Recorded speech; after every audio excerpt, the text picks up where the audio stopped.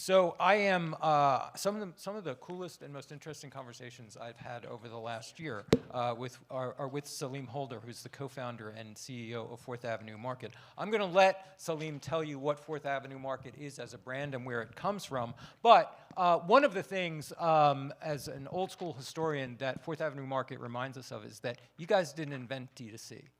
In fact, for decades, communities of color were so underserved by major manufacturers and major brands, especially in the areas of hair care and personal care and health, that grassroots companies and concerns in manufacturing grew up within the black community around the country to serve often regionally and directly these markets that were not being served by the larger brands. And to some degree that still exists. And Fourth Avenue Market leans back historically into one of sort of the brands that was well known within communities of color for decades and is bringing that into the D2C space. I'm going to let him explain a little bit more of that, but this is fascinating about the ways in which he has been circumventing a lot of the usual paths of costly customer acquisition through really building community and leaning back on those historical models of building community. But I'll shut up and let Salim do it. He says it better than I do. Salim Holder.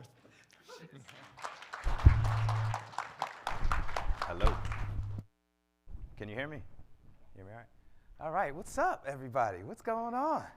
I gotta just say, you know, this is my first in-person media summit, and it's been amazing just meeting many of you people, having amazing conversations. There's some amazing people in this room, and I want to give it up to Media Post for inviting me to the summit. So I'm excited to be here today.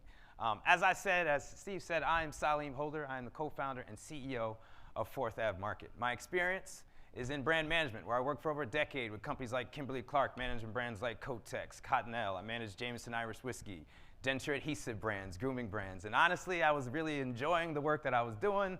I was growing businesses by millions of dollars, and I had two epiphanies to be exact. One epiphany was, you know what, if I can grow these businesses by millions of dollars, I could probably do it for myself.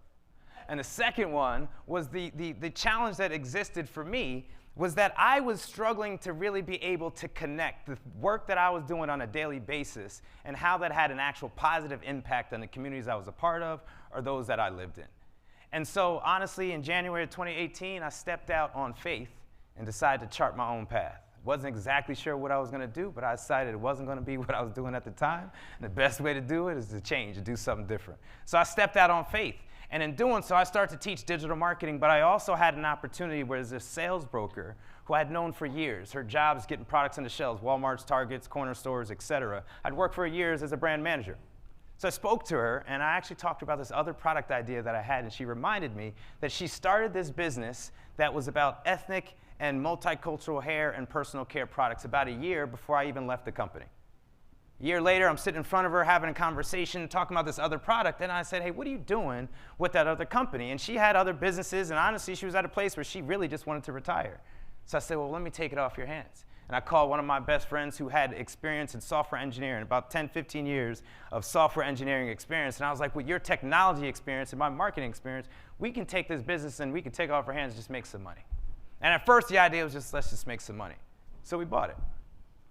And overnight, we became the largest black-owned online hair and beauty retail platform in the US. With over 7,000 products on the platform, we actually realized that there was a much bigger opportunity that existed for us than just simply to have products that were out there. That we realized that we had an opportunity to actually meet the unmet needs of consumers of color, because as I really thought about this industry of just specifically thinking about hair care products, black hair care products, I should even say textured hair care products.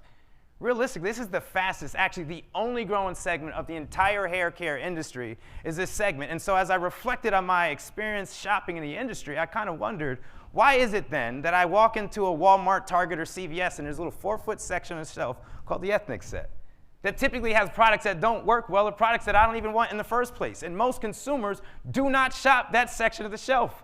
They'll go to other stores that tend to be in our communities, but tend not to be owned by people from the community. And the challenge is, it's all good who owns it, but the challenge is the experience. Consumers for so many years have walked in those stores and they've been faced with racial profiling, inability to get products. And so as I thought about this experience, I was like, wait a minute, you have this consumer base, this community spending $2 billion a year. And they're forced to go shop in stores that don't have what they want or stores that act like they don't want them in there. And so here we stepped in as a way to fill the gap.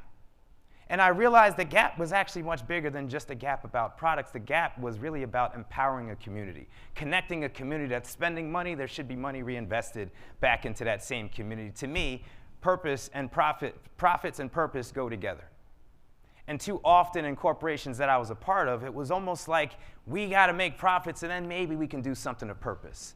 Or we can do something of purpose, but that's just goodwill. It's not good business. And my philosophy is it's actually good business, not about goodwill, to be able to connect in different ways with your community and with your consumers. And so as we launched 4th Ave Market Platform, I realized also that there was more that I was going to have to do to really build a sustainable brand that was going to work long into the future. I recognized I had to be more than just a black-owned business that has a lot of products. And so what I realized we could do is build a stronger connection, a connection with our community, build a committed community, a community that's committed to our mission and to our task of empowering others. I also realized that I need to drive a stronger emotional connection with this same consumer base, with this same community, and that we also had to do it because I'm trying to make profit and make money. We got to do it at a lower cost of acquisition. To be quite honest, when we first stepped out, we just used Facebook ads just to see if people cared about the message.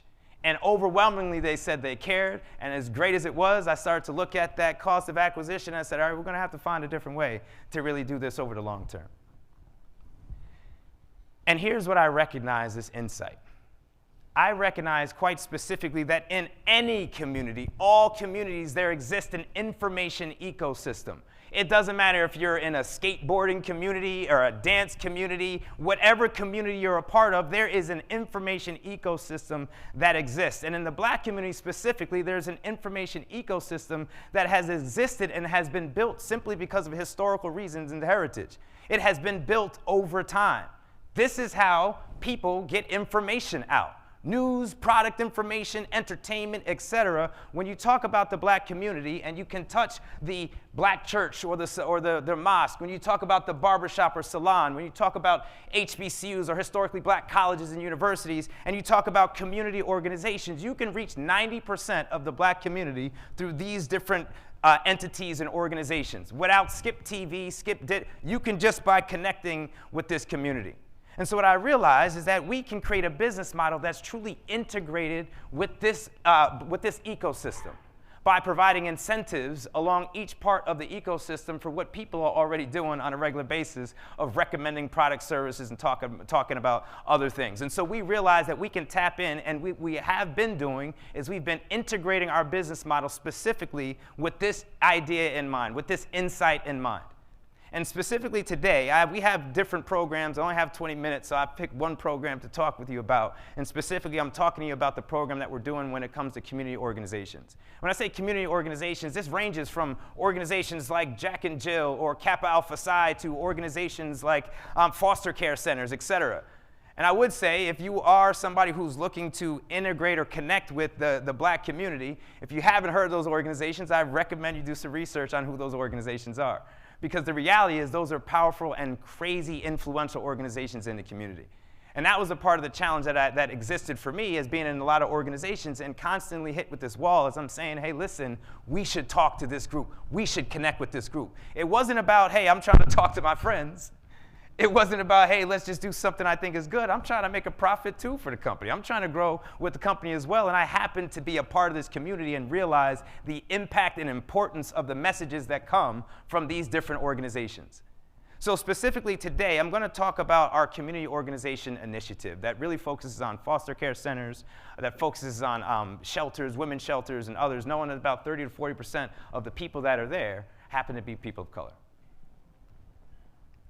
So the first thing I needed to do, though, is I had to make sure I could identify very specifically where did the values of 4th Ave overlap with those of our community, those of our customers. And the reason why it became important was because that's nearly 75% of consumers, this isn't just black consumers, 75% of all consumers, or 74 to be exact, want to spend their dollars with companies that are aligned with their values. And crazy part about it, 73%, almost the same amount, would say, I will stop spending my money with you if I notice that your values are not aligned with mine. And as much as companies are saying, hey, listen, I'm all about this, I'm all about Black Lives Matter or women's movement, or I'm all about this, 65% of consumers are going to say, as soon as I hear you say that, I'm researching and make sure that you're not lying to me. And actually, this was, I forget exactly who spoke yesterday, but he reinforced that same point. It's that people are not there, they don't want to hear the BS anymore. They want to know what's true and what's authentic. And so I understood this, and I said, you know what, how can we deliver value to our community, to our consumers? And we started to really understand that there was a few different insights, specifically thinking about foster care centers, thinking about residencies like that. See, here's the thing. When it comes to hair care, in the Black community, hair is not just hair. And you can see the quote here. It says, for young Black girls, hair is not just something to play with. It is something that's laden with messages and has the power to dictate how others treat you and, in turn, how you feel about yourself. Understanding that, and understanding that we're talking about foster care centers, foster care homes, there where, like I said, 40% of the population happens to be people of color. And so what's the implication for me, for 4th Ave? Well, I recognize that what I need to do is understand, and this is what the value is, that hair is not just hair. Hair is about identity. It's about who they are and how they feel about themselves. I recognize that we can connect better to that point of tension. And here's what I recognize, that specifically in foster care centers and other homes just like that, when they're buying product, they're typically buying product based on low cost. Here's the lowest cost products that I can get. Just be happy you have some shampoo. Just be happy that you have lotion or whatever. No, most people don't think too far beyond that. But here's the thing, beyond the fact that more than 50% of women, not just in foster care centers in general, 50% of women are struggling to find products that actually work for their hair. And 68% of all women would say that a bad hair day has caused a decrease in confidence and has actually impeded their overall performance. Now let's think about a 14 to 16-year-old girl that's in a foster home. That's exacerbated. When she uses a product that doesn't work for her hair, and then she sees somebody else use that product and it works for hers, she doesn't say, oh, the product is bad. She says, something's wrong with me. Something's wrong with my hair. And there are already people that are already predisposed or at a higher risk for having emotional and behavioral issues. Why exacerbate it with just something so small as giving them the right products that work? So what we recognize that we could do is actually give consumers the right products. We can actually help to inform and educate those that are purchasing these products and help them to understand the impact that this has on their residents. Have residents that are more confident, that are more empowered, that can be able to take better care of themselves. And so we created a program that provides value beyond just the product. Yes, we're going to give them products, but what we're doing is we've created a monthly curated selection of products. The people that are buying these products in the homes, the last thing they need to think about is what is the right shampoos or conditioners. We have that expertise. We can do it for them. And so what we've done is we've created a monthly curated set of products. So here's for men, here's for women, boys, and for girls. In addition to that, we recognize, listen, I just realized 2 years ago that there was this thing called hair structure, hair type. It's like hair is hair. No, it's not. And it has nothing to do with your skin color and everything to do with the texture of your hair. And understanding how the texture of your hair, clearly if you have straight or coily hair, different chemicals or ingredients are going to have a different impact and work differently. It's just straightforward. So we said we can actually educate and empower our young girls and young guys to let them understand what is their hair texture, what is their hair type, what ingredients could you use, what product's going to work, what ingredients should you stay away from, what kind of styles should you consider. That empowers them to take care of themselves. In addition to that, the part that I really am excited about is the part that we've actually given them a chance to do this, what we call our Apprentice Program. And our Apprentice Program actually came out of HBCUs, historically Black colleges and universities. And the idea behind the Apprentice Program is that we give residents now, we'll give selected residents an opportunity to learn digital marketing. I teach digital marketing, so I said, great, I can take the same lessons I'm teaching, and I can teach these residents here and give them life skills. Let them learn how to run an e-commerce platform, or at least how to do social media marketing, or how to do other elements of fundamentals of marketing, and then I give them a chance to practice it on our platform. So now they actually have hands-on experience. And I actually give them a commission. I let them make money. As they drive sales, we'll give them money on the sales they generate. In addition to that, for those organizations who partner with us, we actually give them a percentage of sales that all of their residents generate. See, to us, we believe in a mutual exchange of value. And this is just an example of the different videos that we have as a part of our hair learning program, and an example of what the box looks like that we send out each month.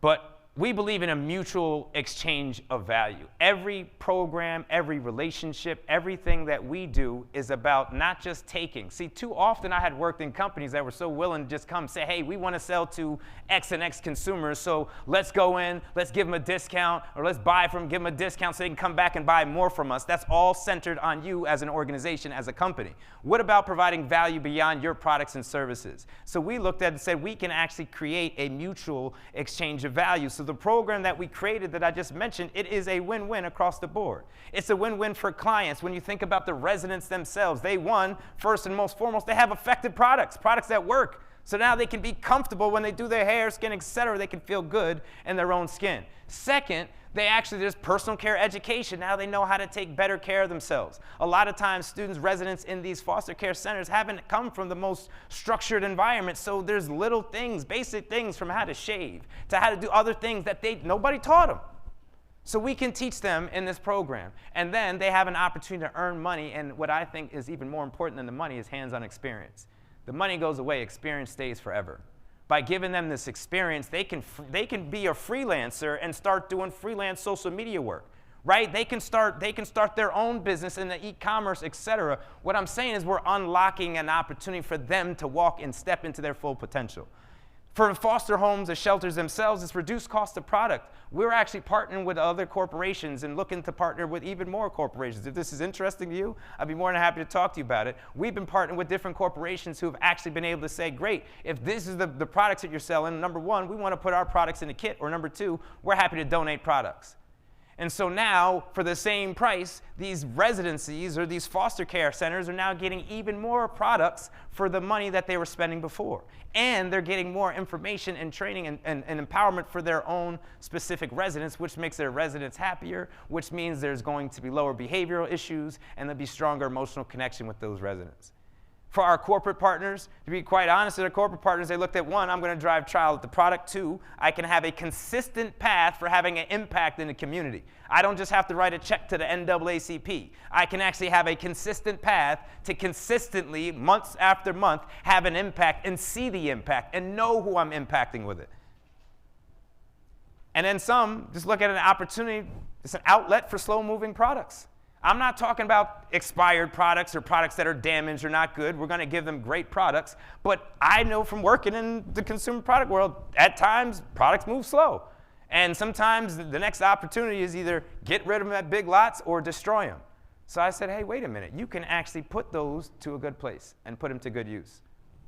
And so they have a benefit, and of course there's a benefit for 4th Ave as we're driving sales. This is about sales and profit as much as it is about purpose in the community. We're driving sales. We have then a building a force in the community, from foster homes to HBCUs to barber salons to churches and other community organizations. Now we have embedded in the community people who are selling on our behalf after being taught and trained on our behalf. And so it helps to drive brand awareness, and it also, of course, helps us to push our mission of really reinvesting into the black community. And as Steve had mentioned earlier, the name 4th Ave Market was done very deliberately. Number one, I didn't want to be blackhaircare.com, because to be quite honest, I felt like this idea could be way bigger than just hair care. We're starting here, but it could be way bigger than that. And the other opportunity, the other idea was that we want to live by the same values of Black Wall Street. You might have heard of Black Wall Street in Tulsa, Oklahoma. Well, there's another Black Wall Street, a few Black Wall Streets all across the country. And very specifically, 4th Ave District is in Birmingham, Alabama, where 60% of black-owned businesses operated right in this little district. And you probably have seen this district before in the news, and the iconic civil rights footage where the people are getting laid out by the fire hoses or attacked by the dogs. That happened in the center of 4th Ave District. Or that 16th Street Baptist Church bombing where the 4 little girls died. That was in the center of 4th Ave District. So for me, I felt that we can create this company that, as much as I've spoken about the black community, it's actually much bigger than that. It's really about empowering communities, period. It's really about exchanging value with communities and knowing that I can do an equal exchange of value, a mutual exchange of value. You get something, I get something. We all grow. And that's really been the focus of 4th Ave Market. So in conclusion, to get to where we were, we had to, number one, identify where were our values overlapping with those of our customers and those of our clients. We then said we can connect to that a point of tension, that emotional point of tension that drives people to action. We could connect to that emotional point of tension and provide value that goes well beyond the product. Because to be quite honest, I can't compete on price. As an entrepreneur, as a startup company, I can't compete on prices heavily. So what I could do is compete on giving more value. And then finally, it was about, as I've mentioned a few times, ensuring there is a mutual exchange of value. And that's whether it's with an HBCU, et cetera. And so I say that as if you are interested in going into any community, I believe these principles will also be the same principles that you could follow to really be success, to have an authentic connection with that community. And what's happening, and it's been pretty amazing to see what's happening. We pulled back our Facebook and advertising spend, and at first I was like, oh my God, nobody's coming to the site anymore, there's no sales, I don't know if it's gonna work. But then slowly but surely over time, we're starting to see this this organic push, this growth. And what it is, it's committed consumers. It takes time, but they're committed. And as we grow, they grow with us. So that said, thank you very much. Salim, thank you so much. Hang on a second. Do we have any questions for Salim? Yeah. That was really great, by the way. Thank you for that. Glenn from Casper. So you worked with a lot of big brands in the past. Any of those learnings you carried over to 4th Ave Market? Any ways that you sort of leverage and amplify this thriving and passionate community through UGC or through whitelisting, influencers, or other ways to just build on the momentum that you currently have? Yeah, you know what? I mean, it's been eye-opening experience for me as being on this side as an entrepreneur, right? And even in having conversations with you all, and thinking about things like when I had a $40 million budget and $2 million in ad, like, hey, let's talk. I would talk to all of you, like, hey, let's sign up, right? The budget's a little different now, right? And so what I've realized is that, in one sense, a lot of the large corporations do an amazing job laying out these big strategies, et cetera, and doing things. But what I realized is that getting out of the office and going and be proximate with consumers, nothing beats that. Just last week, I drove down to Hampton University, and I went to Howard University, and I went to Norfolk State University, and I drove to North Carolina, and went to North Carolina Central, and North Carolina A&T, and there was only one school that I even knew anybody on campus, that was Hampton University, and I went there, and I talked to people, and as I talked to people, I said, who do you know at Norfolk, because I'm going over there right now. Call them, text them, whoever you know, I want to talk. And I went to schools and I met people and I spoke to people and I got brand ambassadors just by doing that. And I said, imagine if I actually had that $40 million budget, that I can go down there to the school and have these conversations, and that conversation would go much different, because while they were committed to the purpose, I'd actually said, here's a stipend, here's this for your organization, $1,000. It's nothing for your $40 million budget, right? And so I just learned, I probably was a roundabout way of going to answer your question, but what I actually learned was kind of the opposite of things that I was doing, things that were working there. I've definitely taken those learnings in, but I actually learned, it's like, you know what, sometimes we got to get out of the corporate office and just roll up our sleeves and go be with our consumers and just connect with our consumers. And that's really been working amazing for me so far.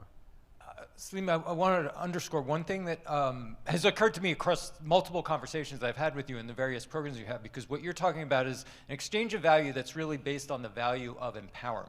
Absolutely. Not just the value of stuff, yes, but empowerment, yes, giving someone a set of tools. And yes, that's what you're finding with this program and the HBCUs, but it's also what you do with the product manufacturers. Yeah, I think absolutely. Is that you're talking to a lot of very small business owners, regional business owners, been yep, serving their own communities for a long time, and you talk to them about growing themselves. Absolutely. I think that's an important point, is this idea of an exchange of value that's based on empowerment, of giving people a set of tools so that they see something beyond simply getting stuff. Yeah, you know what I realized? It's like, money, people, money is great. People like, give me the cash, give me the money. But, the reality is, it's like the learning experience has been so much more valuable for people. And I kind of stumbled into this in a little bit. As a startup, I'm like, I didn't have a lot of cash, didn't have a lot of people I can hire that had a lot of experience, but I teach. teach digital marketing. So as I'm teaching every day and people are like, oh, you know, I never did this before, I'm looking to get experience. I'm like, great, you want experience? Cool. I have nobody running email, so you want to run email? It's not going to hurt. It can't do any worse than it's doing now, right? So for me, I'm just like, plug in. And so it helped because now I'm starting to build talent and people are coming in, they're practicing, they're learning. Some people did great things, some it didn't work as well, but it's like, oh, well, let's go. Let's do this together. And so what has happened from that is now when they have left to go work at Bloomberg or whatever major companies that they are now working at, they've also now been telling their friends, go work with 4th Ave. Or they're telling their company, we need to partner with 4th Ave, right? Because now there's a stronger emotional connection. They're connected to our mission, they're connected to the brand. And that, to me, is something that's going to pay off over the long term. Again, it may take a little while to really show, but it's absolutely going to pay off on the long term. One last question to bring it back to those digital marketing roots. So you still are very data-driven and very performance-oriented. How do you measure the impact of this and know where to lean back, where to lean in, where to go next? Definitely. I mean, you know, a lot of it has to do with like this specific program, like the foster care program. There's a few different, I mean, one is I'm looking at sales of the kits, right? It's like I'm trying to sell these kits. Another part is as we look at engagement from the different programs that we work with, how many students can we get to participate in this program where they can learn digital marketing? How many of those students now that are done, and we have 5 right now that are working on it, we now look at the impact of their work. Same way I'm measuring what's the cost of acquisition, what's the target that you're reaching, how many visitors are you getting to the site, conversion rate, et cetera. We're using those same metrics. So again, I'm teaching them the same way that you're going to go and work in a corporate world. It's not going to be like, oh, I'm shocked now. It's like, wait a minute, I was working with Salim and things were different. This was okay. It's like, no, it's the same standard. It's the same standard. Salim? Oh, here we go. Wave your hand. Wave your hand. Oh, I did, but I think it was pretty much answered. It was about your content strategy and how you're telling that story, but it sounds like through grassroots. Yeah, I mean, how we're telling a story, yes, through grassroots, but honestly, this has been, it's been evolving kind of quick, right? And over the last 2 months, I would say, as we spoke to a couple different corporations, they're like, oh, we'd love to partner. We'd love to help with this. And we speak to a couple different organizations and children's or hospitals or other, and they're like, yes, we need this. And so as we've been creating the strategy, we've been really thinking about, one, is we just want to tout what we're doing in the community and show success stories. So we're talking and showing the residents, talking about the residents, showing what they're doing, showing where they're showing, talking about their stories. And so that's really been the approach that we've been taking, is just highlighting the work they're doing and highlighting the impact that it's had. So. Salim Holder, thank you so Thank much.